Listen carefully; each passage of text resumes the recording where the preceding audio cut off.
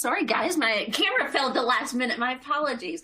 Well, welcome, hello, and welcome. And we're tickled that you joined us today for the Is Stress Fueling Our Employees' Rise in Substance Abuse Dependency? So this actually coincides with some of the awareness campaigns that are ongoing on the national level, both for stress and then also for substance abuse. So in case we haven't met, my name is Holly Foxworth. I'm a registered nurse and the marketing manager for content here at Axiom. And I have the amazing trio, my favorites, going to be joining us today. We have Chief Medical Officer, Dr. Scott Cherry. We have the Senior VP for our Behavioral Health Program, which is Dr. Les Kertay. And then we also have Chief Marketing Officer, which is Dara Wheeler. So I'll have them introduce themselves momentarily. But before we do that, I wanted to just kind of bring your attention to several things that are right here on your screen. I know I sound probably like a broken record telling you about the same things, but they are very important. I wanted to make for sure that you know how to navigate what's going on there. So at the very top, that is where you can have your free admission ticket for the next event that we're going to have that's going to be ongoing.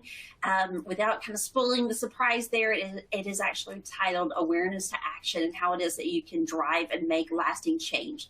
So we know that there's a lot of things that are going on, not only in the world, but also in the workplace. You've got everything from mental health to work-life balance to resiliency to substance abuse, everything under the sun, it feels like. And it can be very overwhelming sometimes to really be able to implement measures that make sense. You kind of get lost in that order of priority and what happens with some of those lists. So we are going to go through all of those pieces and actually give you some ideas of what it is that you can do in your individual organization to really put these programs together and have them actually make a difference. Last thing you want to do is spend time on something that gets lost in the paper shuffle 2 months down the road. So if you'll click on that blue register now button, that'll get you registered for that event. Again, that's going to be 2 weeks from now, so it'll be on the 14th at 1:00 p.m. You don't have to enter any additional information. Just click the button, and it'll send you the registration confirmation. The next piece is that the question and answer box should be located right below that. So I'm sure you figured out by this point, but we like to communicate. We don't like stuffy. We don't like a lot of hard lines. We like to communicate very openly back and forth. And so if there's a topic that is on your list that you would like for us to cover, please feel free to put that in there. It'll come directly to me and our team, and we will pick that up. If there's any questions that you have while we're going through the content today, please let us know about that as well. And even if you just have a comment that you just want to share something that's going on with you, we're more than happy to take those. And I think there's a lot that can be learned from hearing from other people, especially within various industries, on what's working well, what's not, et cetera. And then we can go from there. The last thing I'll mention is that at the very bottom of your screen, that's where that resource section is. And so there's several things that are in there. The first has a copy of our slides that we'll go through in the deck today. Right below that is actually our, this is the first time we're debuting and letting you have a sneak peek at what's going on with what we call Tempo Live. And so that is directly to our website. It'll give you some additional information, and you'll be hearing a lot more about that in the coming weeks. And then the last piece is a new white paper that we have out that was authored by our very own Dr. Les Kertay. Speaks to the pandemic, some of the issues that were associated with that from a mental health perspective. And it's an excellent read. If you have not seen that yet, please feel free to click on that link, and that'll get you the publication. It's excellent. So with that being said, let's go ahead and jump over. Let's introduce our speakers, and then we'll get moving. Dr. Cherry, how about we start with you? Then we'll go to Dr. Kertay, and we will pick up with Dara on the back side. Well, good afternoon, everyone. Thanks for tuning in. My name is Scott Cherry. I'm Axiom Medical's Chief Medical Officer. My professional background, I am board certified in preventive medicine, public health, and occupational environmental medicine. So really a focus on population health applied across worker populations. And I've been supporting either the military, U.S. government, or corporate and industrial operations for the past 15 years. So it's been a pleasure to be with you today. That's awesome. How about you, Dr. Kertay? Well, thanks, everyone, and thanks for joining us. I'm Dr. Les Kertay, Senior VP for Behavioral Health. I've spent the last 40 years in some form of mental health treatment, providing it. But most of the last 20 years, I've been really focused on workplace mental health. I've worked in disability insurance in leadership roles, and I've more recently joined Axiom, really to help build out our awareness of and programs for providing behavioral health services. So I'm really excited about that. Thanks for having me. We're thrilled to have you. All right, Dara. Hey, Holly. My name's Dara Wheeler. I'm Axiom's Chief Marketing Officer. This is my 16th year at Axiom, and I'm really excited to be here as a part of the panel today and discuss some really interesting topics. Awesome. Excellent. Well, so just kind of give you an idea of where it is that we're going to go through with some of these. So it's kind of a big overtaking to bring on both to talk about stress and substance abuse, but they very much are dependent on one another. You know, whenever you're looking, I think we mentioned in the very beginning that when you have someone that has substance abuse disorder, if you don't have the stress piece taken care of, then they just kind of fall back into this vicious circle. So we're going to pick up with, first start out with talking about this perception that it's not, everything isn't just your perception is reality. So we're going to go through kind of the numbers with that. We'll talk about stress. We'll look at the impact then that substance abuse has, and then we'll show you how it is that makes that connection there, how those two pieces work together, and then we'll finish out with some best practice solutions and ideas that you may want to look at whenever you're looking to implement some programs or initiatives there at your organization. So I'm going to go ahead and kind of push things over to Dr. Kertay first and just kind of talking us through what it is that we're looking at, and when we speak of behavioral health, why is it that maybe it may be a difference between what we see, just because we don't see it, maybe it doesn't exist, and what that covers? Right. So I tend to use the term behavioral health because it really encompasses everything from stress on one side of the spectrum, which is kind of part of normal life, to increased stress, difficult, all the way up to diagnosable psychiatric conditions, which we typically refer to more as mental health that requires treatment. Substance abuse, plays a role throughout all of that, both as its own entity and in various degrees. It appears in folks who are stressed, who are burned out. Sometimes people who are anxious will take an extra drink to kind of calm down in the evening, and one thing leads to another. And so we think of, and especially now we've been talking a lot about, the mental health crisis in the country. And really what's happened is that we're shining a flashlight on something that's been going on for a really long time. And I think that you can't really talk about diagnoses of anxiety disorders, depressive disorders, without really addressing the whole spectrum of stress, burnout, all that we've been experiencing for the last years. Mm-hmm. Absolutely. And so whenever you talk about some of those things, then that would it be included in there as well, about people that maybe had struggled throughout the pandemic with some of the existing conditions that they had, and then their lack of access to care? Sure. And we actually, not only did people report more stress, and there were lots of reasons for that. There were reasons because we felt restricted. There were increased stress because a lot of our normal coping mechanisms, going out with friends, kind of went away, at least for a while. And we also know, so stress went up.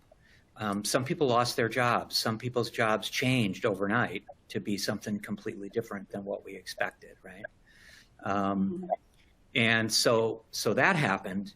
And we also know that substance abuse increased dramatically during this first 2 years of the pandemic. And we see that in lots of different studies in different ways. Some of it's self-report, increased alcohol consumption, opioid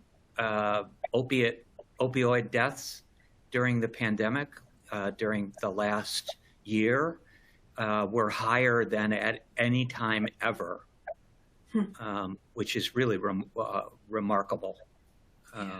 It's remarkably tragic, but it really stands out as a huge thing. Yeah, completely agree. Well, as we kind of move towards that direction of stress, we do have we've got several poll questions today, because I want to hear what it is that your thoughts are, and kind of where you put these these two subjects and what bucket you put those into and how they relate. So I'm going to go ahead and ask you now, if you'll just click this, true or false, does stress management, is it all about eliminating stress from your life? So if you'll click that true or false, and then we'll look at the results here in just a few seconds.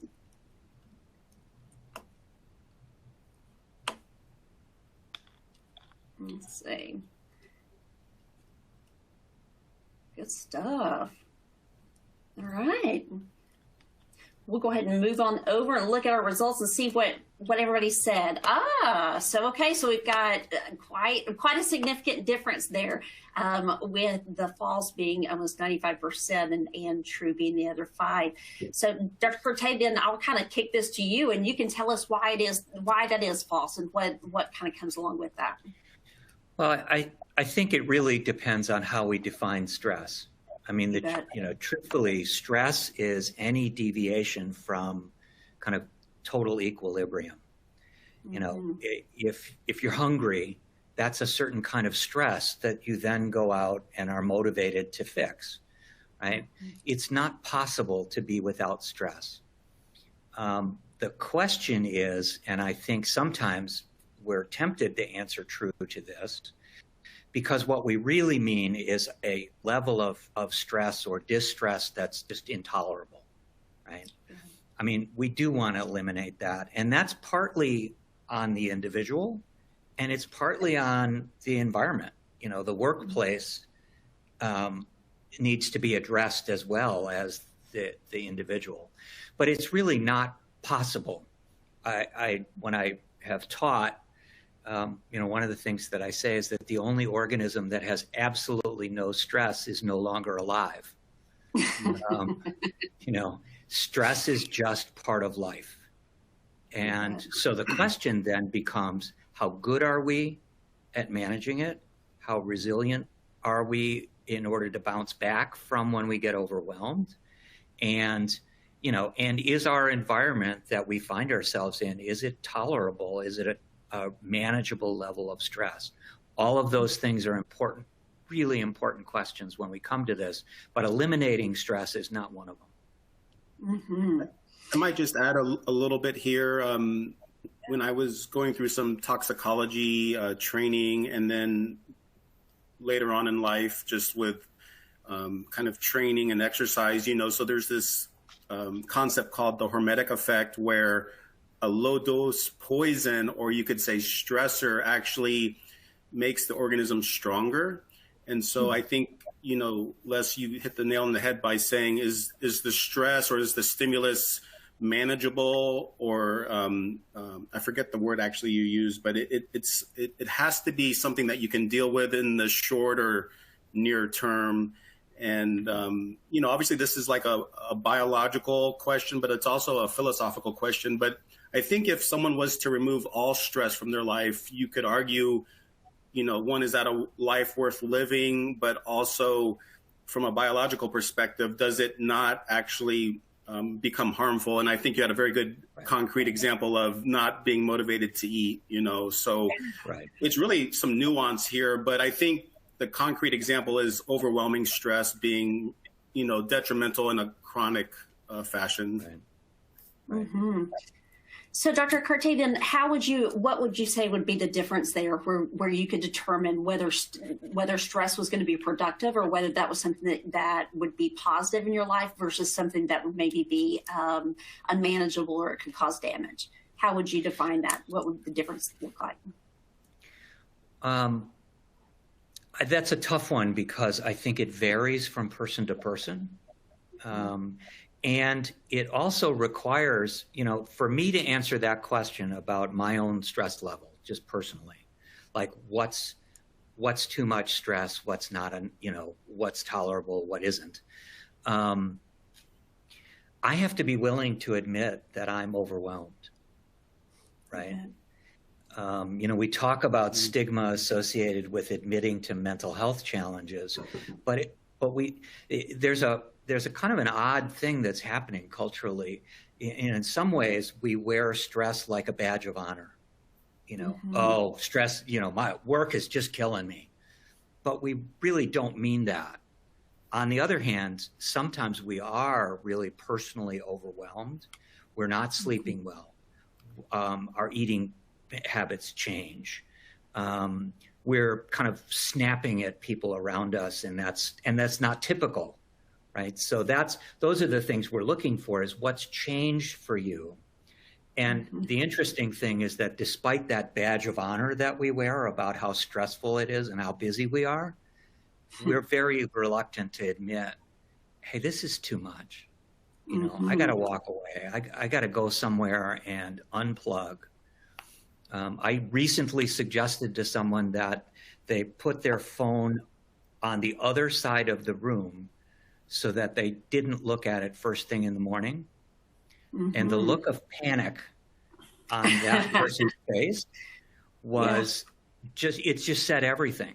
You know, we just don't unplug. So to more directly answer your question, I think it's really what we're looking for is, am I changing in a way that is not helpful, or that other people would say, geez, you're not yourself. That's too much stress. You bet. Dara, just kind of, not to call you out here, but, you know, you and I were talking earlier today, and you were sharing that about, you know, about the different pressures that are put on women sometimes, especially those that you know, they're responsible for everything that's happening in the house. Maybe you're responsible for keeping up with everything that goes on with the kids. You're in charge of, you know, keeping up with the housework. And it's like you have this whole long list. And then in addition to that, you also have the factor of you know, if you work outside the home and you have a professional career. Talk to us a little bit about that, because I think that's a really resonates a lot with many of us. Yeah, it was funny. I grabbed just a little post off of Instagram, and it was exactly that. It was a point. The whole point of the post was that we can't do all of it. There's going to be sacrifices. You only have so much time in a given day. And it said, you know, a lot of things like your personal appearance, your home's appearance, cooking a hot meal every night, all of these different things that we're balancing and weighing. And it didn't say job. It said nothing about a career. So I posted, just didn't think much of it. And I had a bunch of my professional acquaintances that are women reach out and say, whoa, you forgot about the fact that we do all that. Plus we also have a career that we're balancing too. So that's not unique to women. Men are, a lot of the dads and the men in the world are balancing a lot too. But it does seem to still, there's still, for a lot of women, seems to be an imbalance there. And it is really, you know, you think about all of the different things that have changed in the last couple of years. When we talk to some of our experts in sociology and medicine and epidemiology, and when we've thought about this, I do think that the shifts in life for a lot of women in the workplace, it has been something that's going to take quite a few years for us to realize what that true impact has been. Absolutely. Yeah. Dr. Kertay, I'm going to have you ask it and have you talk us through kind of what it is that some of these impacts for stress, what that does to us, and you know, what that does not only to our bodies, but also to our lives in general, and what we need to be looking for. Sure. I mean, you know, stress, we know that stress creates hormones in the body that can be problematic and can cause physical damage. So there are some illnesses that are more stress related than others, but in general, we can say that it's hard on us if we're overstressed. Again, you know, to Dr. Cherry's point, you know, small amounts of stress are A, normal, and B, actually can be helpful, manageable amounts of stress. But when it gets overwhelming, our bodies actually break down. And so we can have multiple physical impacts. Impacts our personal life, you know, very high levels of stress tend to interfere with sleep. Interfering with sleep, we know, has huge impacts on both concentration, the ability to pay attention, and on our mood and our physical health. And this number, the 33%, you know, this, I did recently see something, and these are self-reports, but a third of people indicate that not just that they're more highly stressed than they were before the pandemic, but that they're dealing with extreme levels of stress, meaning that we're really overwhelmed. That's it. Those are huge numbers, and it's expensive. I think one of the things that we don't really appreciate is the degree to which things like stress-related illness, both mental health and physical health, drive absence from the workplace, increased medical costs, and that means lost productivity for an employer. And that lost productivity is partly people not being at work, but it's partly people being at work and not being as efficient as they could be. The term for that is presenteeism, but it's a huge productivity drain. And I would bet that every single person in the audience and every single person on this panel could point to at least a day in the last month when we went to work and we weren't there 100%. And probably that was mostly stress.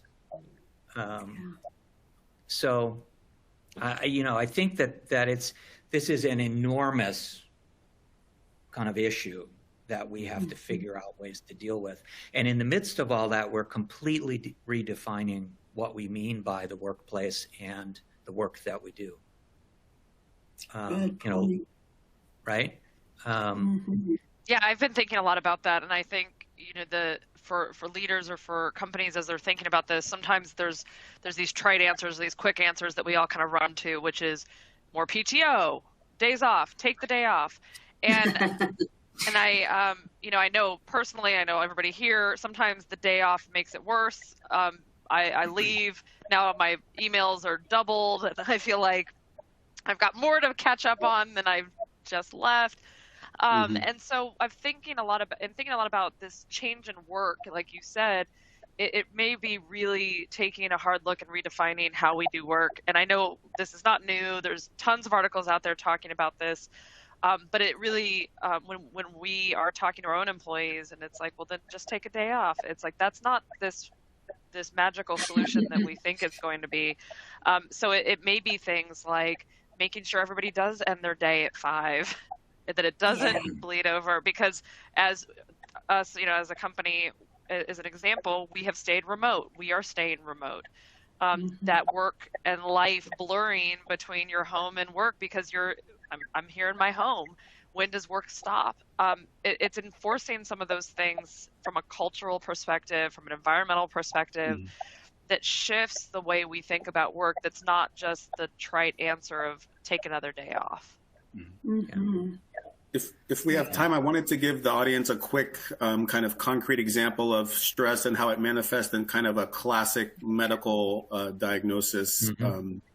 So actually, when I was a college student, a friend of ours, their mother had diabetes, and just during common discussion, they said, oh, stress caused her diabetes. And I knew I wanted to go to med school, and I was pre-med, but I could not, I didn't even ask the question any further, but I could not understand what that meant. And so, now, 25, 30 years later, it's very clear to me. And so, for instance, if you're under kind of unmanageable stress, one of the hormones called cortisol is released. It's the classic stress hormone, which kind of prepares you for fight or flight when things are uncivilized. And so your body releases a lot of sugar, and it also blunts the effects of insulin. And so those are the two main things that actually are the creators of diabetes. So diabetes is really very high levels of blood sugar. And so what lowers your blood sugar is actually the hormone called insulin. And so if you have chronic high levels of stress, you could actually be at high risk for prediabetes or diabetes. And just thinking back to one of our other webinars, I know we came across a statistic from the Office of Management and Budget from the government back in 2005. They actually had indicated that diabetes alone would bankrupt Medicare in about 2035. And so it's a major cost to employers for health insurance. But more importantly, it's a huge burden to the person with diabetes. And so obviously there's other lifestyle factors and genetic factors that cause diabetes, but stress can be a major one. And also we talked about sleep and injuries, but poor sleep actually causes higher levels of cortisol and a blunting of the insulin response too. So sadly, these are all connected, but optimistically, they're all connected. So if you can start changing focus, if you can fix part of it, it actually breaks this cycle. And I'll leave it at that. But I wanted to give kind of this concrete example for a traditional diagnosis. Yeah. That's really helpful. I appreciate that a lot. I think I'd like to add too that we often get trapped in this idea, and Holly, you and I had this exchange in a previous webinar about, we think that the only thing that'll fix what's wrong with us is 2 weeks in Puerto Vallarta, and nothing less will do. And I mean, we'll take that too, Les. I mean, nothing is wrong. Yeah. I'm not going to complain if somebody offers me that, but that's the thing. If we're convinced that the only thing that's going to fix it is to go fly fishing for 2 weeks, or whatever you're going to do, a day off is actually going to make you feel worse. Mm-hmm. Instead, what I think we need to learn to do is pay attention to small things that we can do that help us feel better. 20 minutes of brisk walking will lower your blood pressure and reduce your cortisol levels. I'm sorry, blood sugar is what I meant. Small things, often taking short breaks, short walks, getting a little bit of exercise. Everybody often feels like they're too busy for that. Well, I can tell you, you're too busy for 2 weeks in Puerto Vallarta. Better you should take short breaks and actually stop working at 5. And I love that, and I think that behaviorally with individuals, when you talk about small shifts in your patterns and your habits. I mean, we all have heard the different ways of breaking habits or creating habits, and often it's those small little changes that make big differences over time. And I agree. Sometimes it feels very daunting and overwhelming to make the big change, but if we can make the little things and make the little changes, your point about 20 minutes, there's been a lot of studies in neuroscience and other areas looking at sleep patterns and circadian rhythm. And one of the simplest things you can do is take a walk in the morning when the sun's first coming up.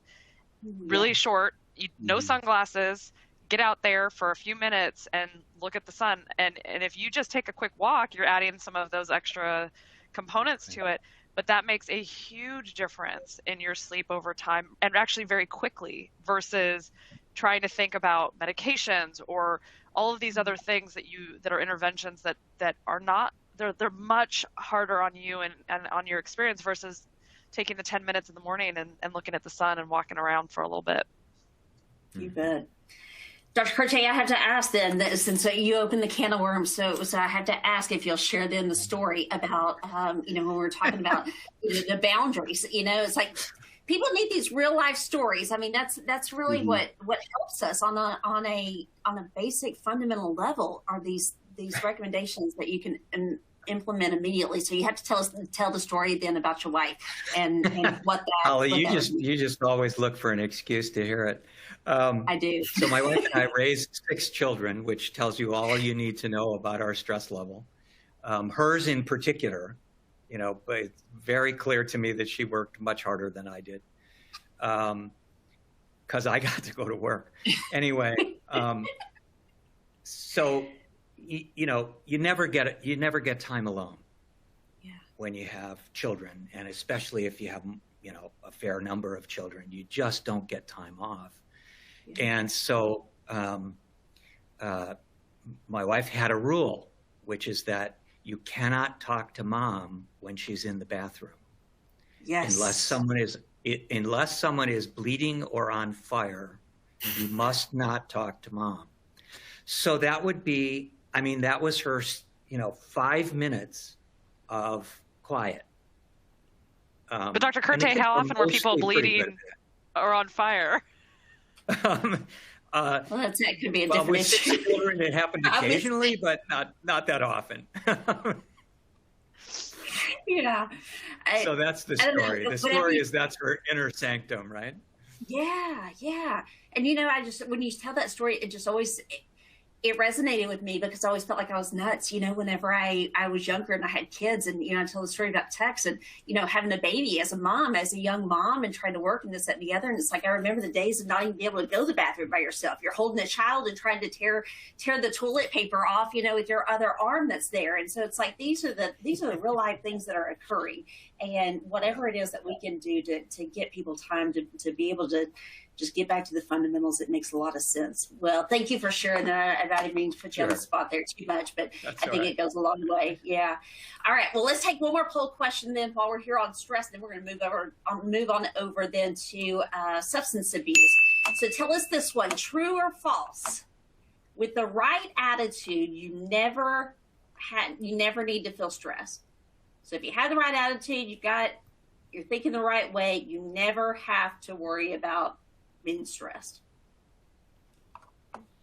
So we'll leave this up for a few seconds and see what kind of results we get here. Autumn was mentioning that she was talking about the webinar. She said 20-minute walk with your pet. That's a great also recommendation. Autumn, thank you for sharing that. All right, we have a few more coming in. Do 5 more seconds here, and then we'll move on. All right, let's see what we've got. So pretty much the same results. We've got a little bit less than that we're saying false, and the others are true. So I'm going to go back to you then again, Dr. Kertay, and let you tell us then why this makes sense and what that means. Tell us why that's false. That statement is false. Well, because there are stressors. So let me back up a step. Our attitude really does have a lot to do with how we handle stress. That's absolutely true.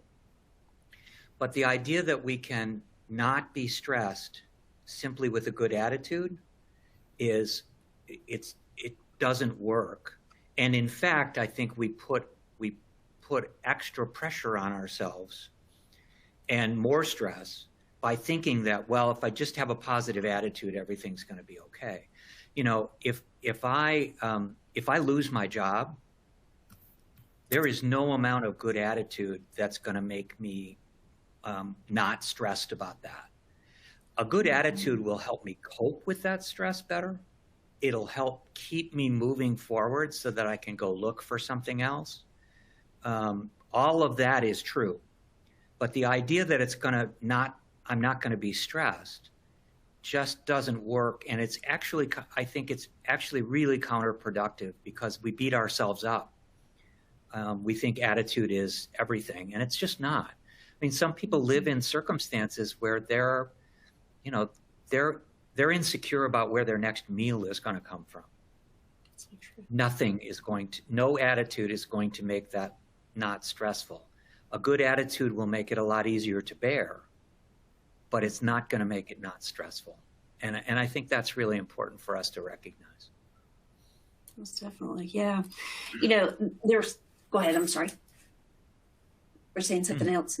Okay. I was going to ask you about that. They were talking about the piece about that, if you don't recognize, if you reach that point where you think that it's all an attitude issue, and so therefore you're masking or you're not recognizing the symptoms that would be maybe associated with that, could that also be a damaging factor then if you're not seeing those signs and you're not recognizing them early on? Sure. And I think that's why that's one of the reasons that we tend to get in trouble, is because we'll deny when we really are overwhelmed. I'm by nature a pretty cheerful person.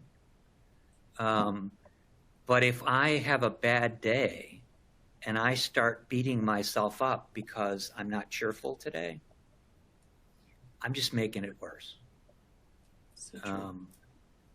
So I think that's the damaging part of that. I do think it's important to acknowledge that attitude and changing our attitude and changing how we cope with things does make a difference.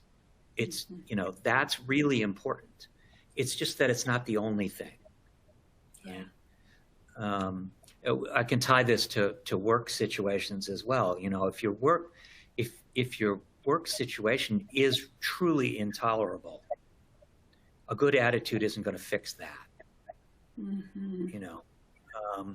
Teaching, I meditate. I think meditation's a really good coping skill. I think it's good to teach people to take a moment, take some breaths, let go.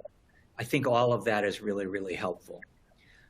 But if I'm in an intolerable situation,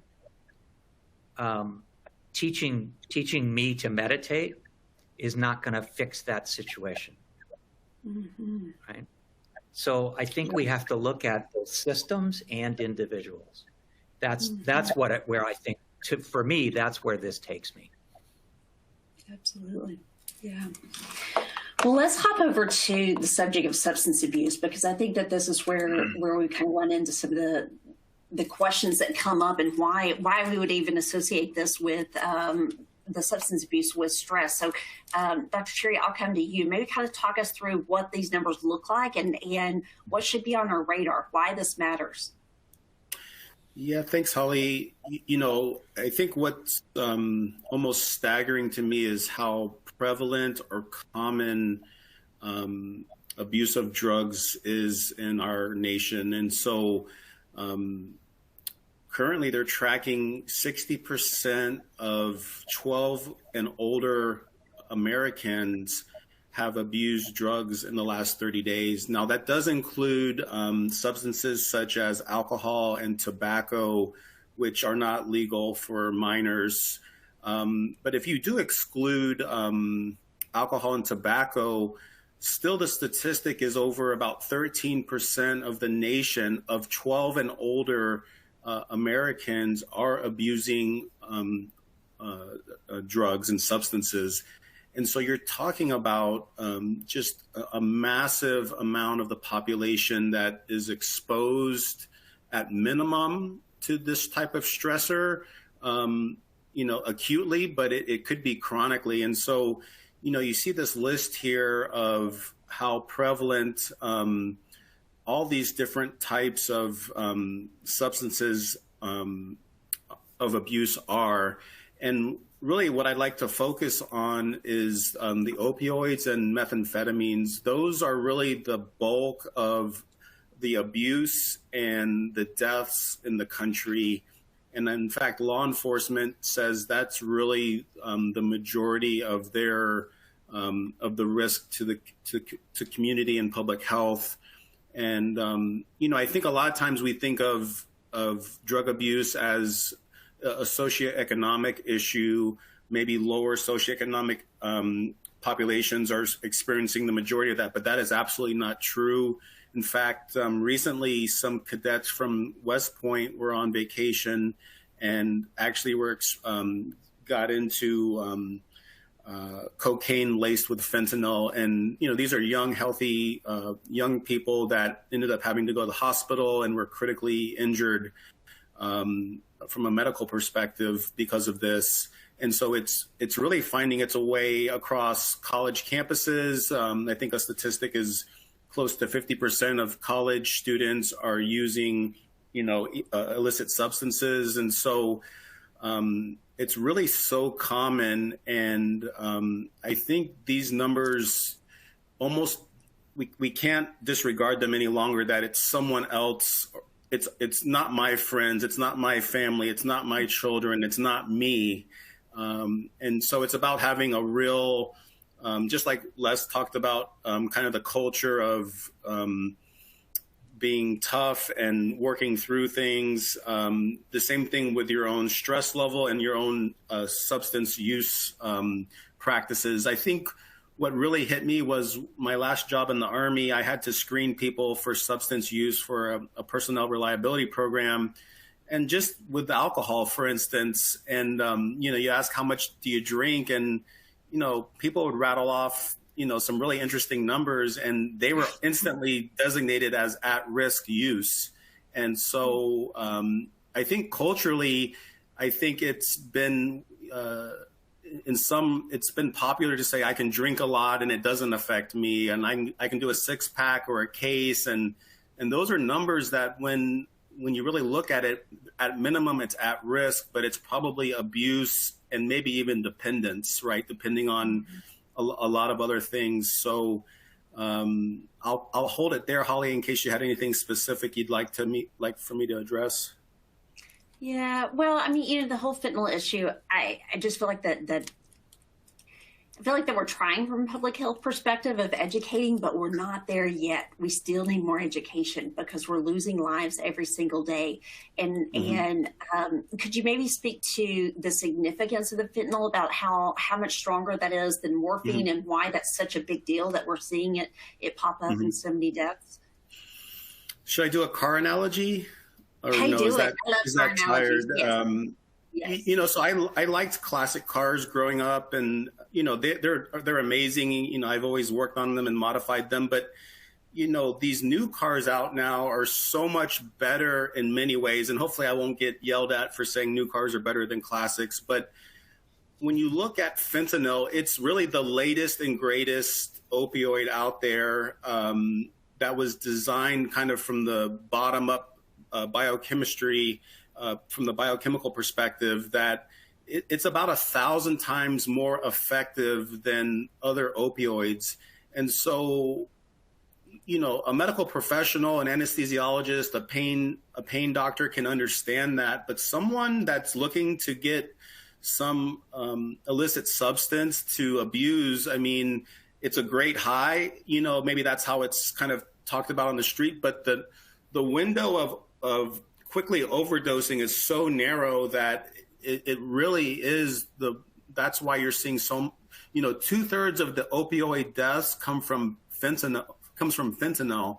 And so it's probably up to 100,000 deaths a year from opioids. So these are prescription medications, and 2/3 is fentanyl. And so the problem with opioids is that it suppresses your brainstem to where you no longer breathe when you pass out. So we've seen people get knocked out, but luckily their brainstem is intact, and so you go on autopilot for breathing. But opioids are literally if you overdose, it's gonna stop you from breathing. And fentanyl, again, is 1,000 times. So if you're off the dose a little bit, then you're gonna be in trouble. Also, people get a lot of tolerance as they abuse chronically. And so some of the highest risk people are those that are coming out of rehab. They've detoxed, but they've become much more sensitive to that drug of abuse. So if they take the same amount that they took before rehab, I mean, they will definitely go into respiratory depression. And so they really need to be followed closely when they're discharged from rehab, from prison. But really, in general, people need to be educated about this. And the other sneaky part is fentanyl is being laced with other drugs. That was kind of the story with the cadets. They were, I guess looking to score cocaine, but it was laced. And so that's what really got them. So it's a synergistic approach. If you use a couple of different substances together, it can be this synergistic approach, but it's so dangerous out there because you don't know what you're getting, and you don't know the dose you're getting. Scott, for our clients that do drug testing in the workplace, typically a panel, will it include an opioid panel in the drug screening? Correct. Now, so is that something that will it include fentanyl and as a component of the? It depends on which panel they get. If they're doing kind of the standard DOT panel, it does not include the synthetic opioids. And so that is something to be kind of mindful of. There are much more extended panels, 10, 12 or beyond, that will look at more and more.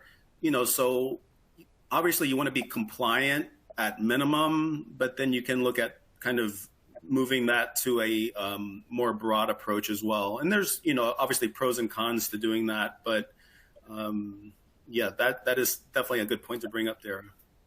Mm-hmm. Very good point. The other thing I was going to ask you about was just kind of the issue of Narcan. And, we've seen a significant uptick in locations that are keeping drugs such as that on hand. You're seeing it in some of the community centers. Obviously, law enforcement is carrying it out. You have EMS, et cetera. Many facilities have talked about the public schools that that's the goal, is to add that there.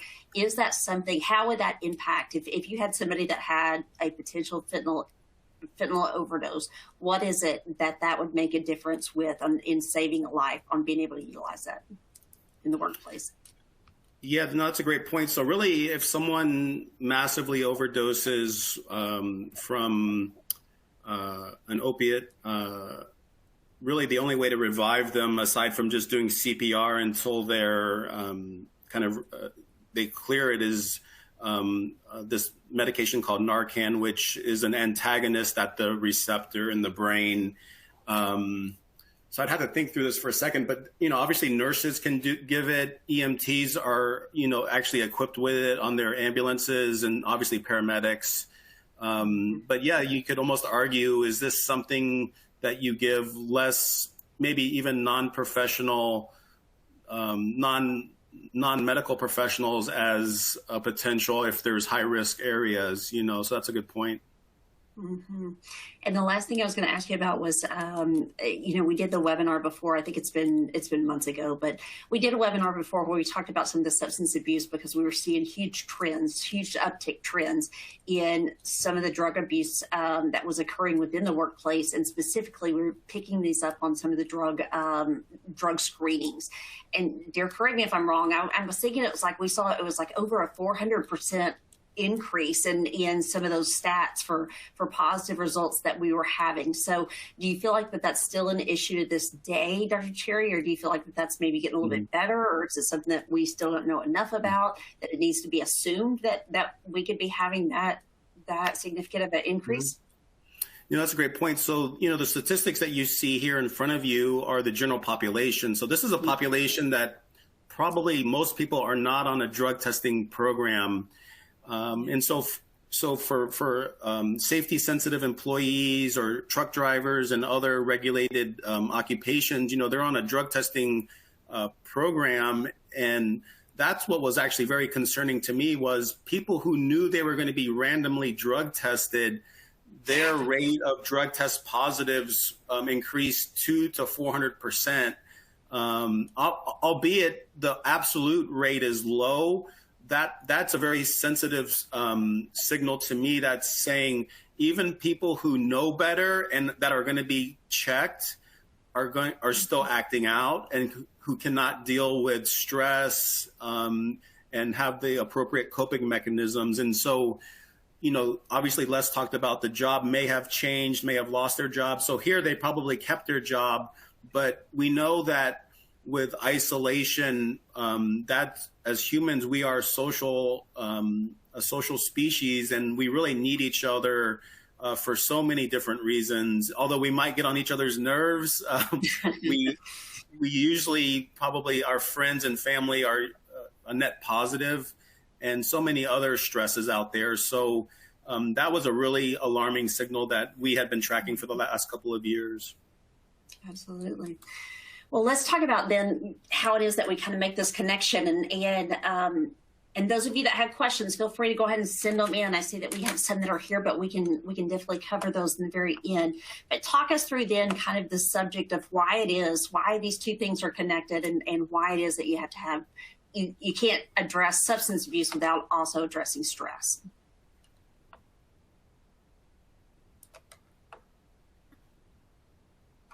Sorry, Holly. Okay? You're good. I lost a piece of it. No, that's okay. No worries. No, I was asking if we could maybe just kind of talk through what that connection be, why it is that you can't address substance abuse without also understanding stress and managing that. Well, I think it's a self-feeding. It becomes a self-feeding cycle, right? There's lots and lots of discussion about, is substance use really self-medicating an underlying condition? And the evidence for that is not very strong. But what we do know is that as people have more stress in their life, whether it's from a mental health condition or something else, they will, if they use substances at all, they'll use more of it. I mean, we know that happens.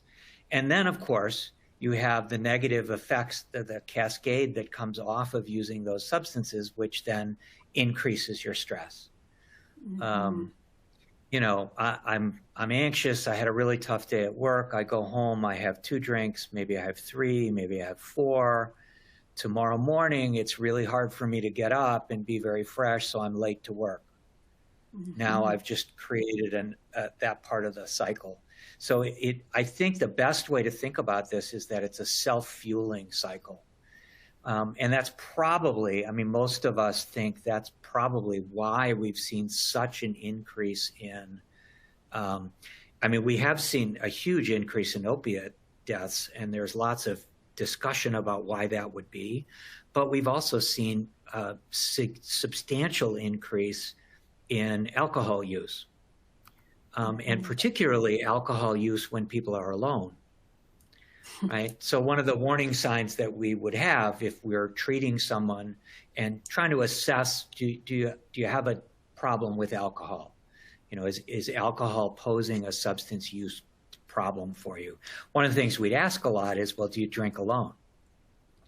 Well, at least in the first year of the pandemic, a lot of us, if we were drinking by ourselves. Right. Whereas, you know, maybe we went with friends and it was a social thing and, you know, we'd nurse a beer or 2. We were just sitting at home. And so that, I think, has created another set of problems. And you know, just the stress just gets worse. Yeah. You know, it's very tempting. Substance use of all kinds is very tempting as the idea being that it relieves stress, and in point of fact, it does the opposite. Particularly if you overdo it. Yeah. And then less sleep, and then so on, and then the cycle continues. You're exactly right. Yeah. Yeah. The other piece I was going to ask you about, Dr. Kertay, was first of all, the piece about stats of what we're seeing with people that maybe have had issues, substance abuse in the past, but then they've really kind of became sober and we're seeing them fall off the wagon. What is it that's different? Why is it that we're seeing such an uptick of those right now versus in regular circumstances? Well, I was at a conference earlier this week in Nashville where we're talking a lot about substance use and about substance use treatment, and with a really strong focus on opioid treatment. And one of the things that happened is, so if you're, you know, state-of-the-art treatment for opioid dependence is naloxone treatment, or a little less so now. We're going to move on. Our Suboxone, I'm sorry. We're moving away from methadone and into other drugs to kind of help. But that has to be maintained. You have to be able to go into the clinic. Well, when you're isolated and you're home and you stop doing that particular treatment, you know, that becomes a huge problem.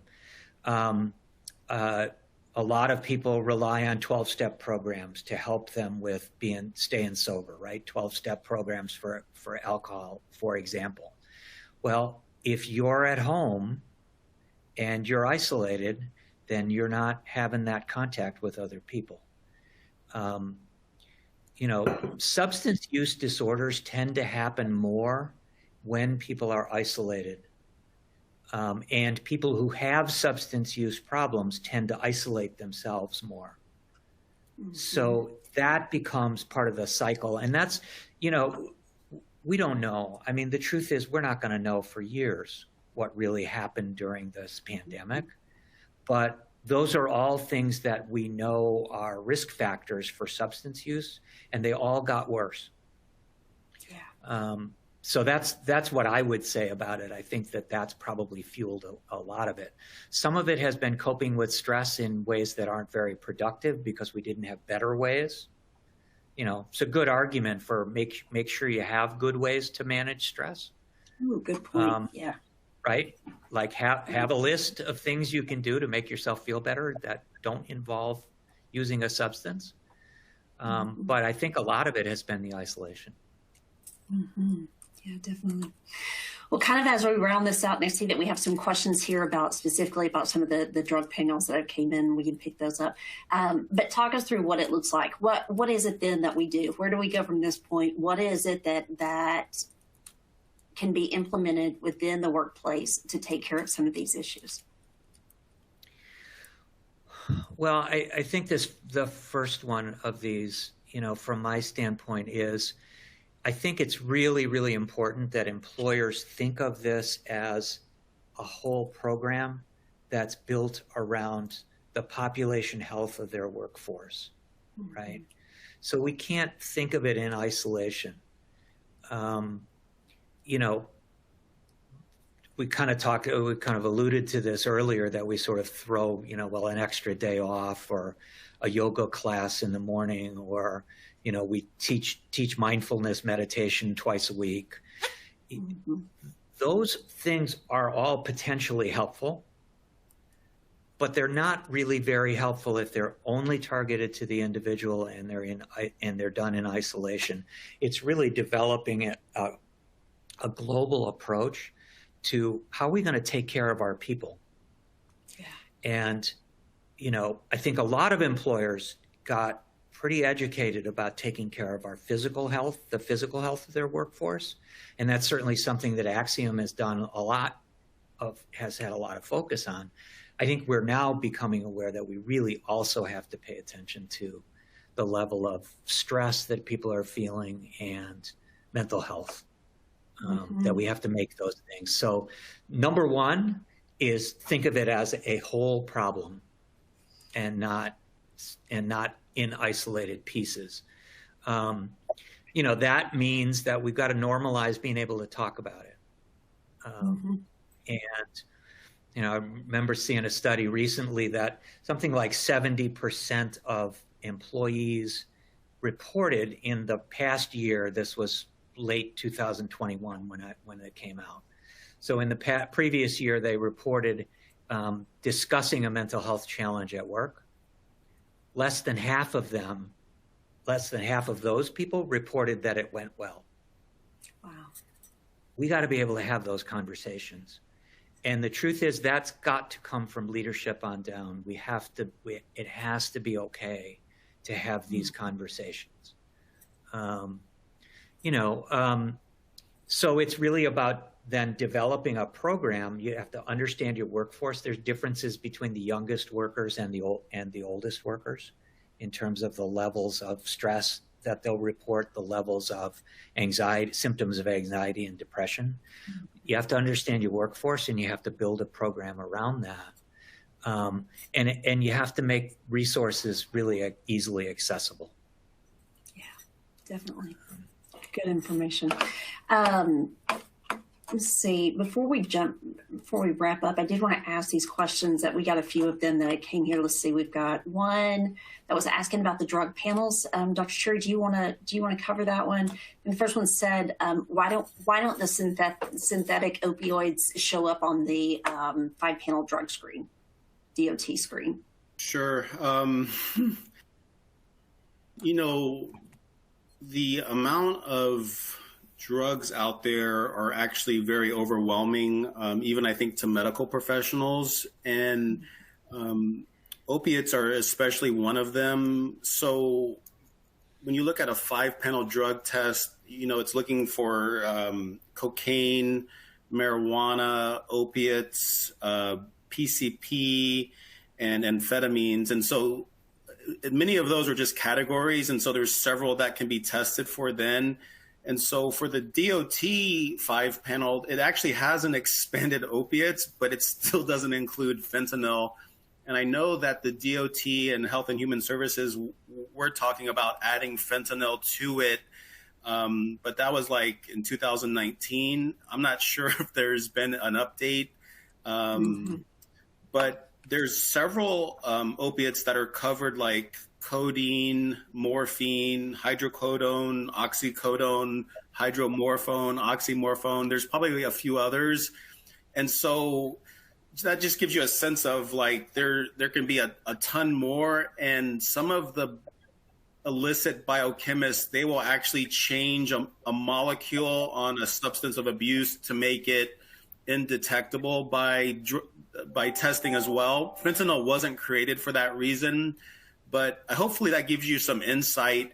But I do think from what we're seeing as fentanyl as being really the largest opiate of concern, it should be part, the government should consider putting it as part of the DOT standard, but companies should strongly consider having it as part of their best practice when they consult with HR and legal for how do we move forward with a policy. Great information. And would that also apply then to the question about the magic mushrooms? Then that would kind of fall into that same category that, it's something that we still need to look at and like if an organization has a specific concern about a specific substance of abuse, then that's when they should consult with someone like it's called a medical review officer, where it's a physician or other healthcare provider that's trained in drug testing, because there's also exclusions and things like that. Like if someone has a prescription, also. Yeah, definitely. And Nicole, thank you for that question as well. We'll touch base with you about the drinking after this. Well, guys, thank you both so much for participating and attending. You always do such a fantastic job. I know these are difficult subjects to work through, and it's not something that can be fixed in one day, obviously. But I think just starting some of these conversations and keeping that communication line open, it's going to make a big difference as we're making further strides here. So thank you all again. I appreciate it, you joining. If you haven't already, please make sure that you press that register now button. We'll see you then on the following webinar. And then you also have access to the white paper that Dr. Cherry had written as well, or Dr. Kertay, I'm sorry. So anyways, thank you all, guys. Yes, excellent. Thank you so much. And we'll see you then in 2 weeks. Bye-bye. Bye.